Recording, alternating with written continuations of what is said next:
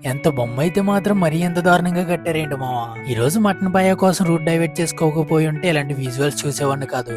ఈ రోజు సైక్లింగ్ కి అమలాపురం నుంచి నాగుల్లంకి వెళ్దామని స్టార్ట్ అయ్యా. ఇలా బైపాస్ రూట్ నుంచి వెళ్లి గన్నవరం మీదుగా వెళ్తే 23 కిలోమీటర్స్. కానీ నాగుల్లంక విలేజ్ కవర్ చేసుకుని నగరం వచ్చేటప్పటికి మటన్ పాయ అయిపోద్దని బోడస్కూర్ మీదుగా వెళ్దామని బోడస్కూర్ వైపు తిప్పా సైకిల్. లేట్ గా స్టార్ట్ అయిన బోడస్కూర్ బ్రిడ్జ్ ఎక్కేటప్పటికి సన్ రైజ్ అవడం స్టార్ట్ అయ్యింది. బోడస్కూర్ విలేజ్ ఈ యాంగిల్ లో సన్ రైజ్ అవుతూ ఆ మల్టీ విజువల్స్ చూస్తుంటే ఏదో సీనరీ చూస్తున్నట్టుంది.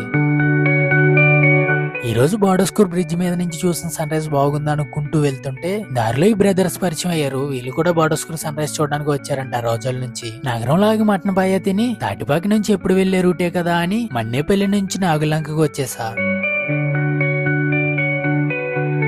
ఇప్పుడు వెళ్తున్న లొకేషన్ ఏం ఐడియా లేదు, కానీ అయోధ్య లంకకి వెళ్ళాలంటే ఈ రూట్ నుంచి కూడా వెళ్తారు.